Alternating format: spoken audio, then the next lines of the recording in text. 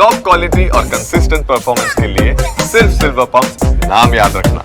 Ahmedabad Vadodara express highway પર કેમિકલનું tanker પલટાવાના મુદ્દે કેમિકલને પગલે આસપાસના ગામડાઓના લોકોને પણ અસર પહોંચી રહી હોવાની વિગતો મળી રહી છે। એક ગર્ભવતી સહિત 4 મહિલાઓની તબિયત લથડી હતી। આ કેમિકલની અસરને રોકવાની ફાયર વિભાગ દ્વારા હવે કામગીરી હાથ ધરવામાં આવી છે। શ્વાસ લેવામાં તકલીફ અને ઉધરસ તેમજ ઉલટીની ફરિયાદ થઈ રહી છે। મોડી રાત સુધી આ પરિસ્થિતિ પર મોટા ભાગે તો કાબુ મેળવી લેવાયો હોવાની વિગતો છે। મહિલાઓને શ્વાસ લેવામાં તકલીફ, આ ઉપરાંત ઉધરસ અને ઉલટી આવી સમસ્યાઓ થતાં સલૂણ પ્રાથમિક આરોગ્ય કેન્દ્રમાં તેમને સારવાર આપવામાં આવી રહી છે।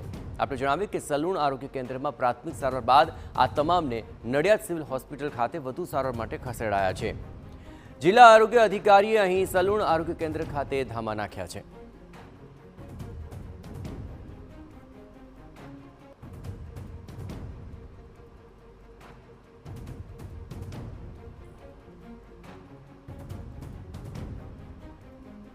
લીક થતું હતું તેમાંથી ફ્યુમ જે છે એ આજુબાજુમાં 2-3 કિલોમીટર વિસ્તારમાં ફેલાયેલી અને વિઝિબિલિટી ખૂબ જ ડાઉન થઈ ગયેલી, એટલે એક્સપ્રેસ વે ઉપર કોઈપણ પ્રકારના અકસ્માતો ન સર્જાય એ માટે વડોદરા સિટી પોલીસ, આણંદ જિલ્લા પોલીસ અને અમદાવાદ શહેર પોલીસનો સંપર્ક કરી અને ડાયવર્ઝન આપવામાં આવેલું અને લોકોના હિત માટે કરવામાં આવેલું।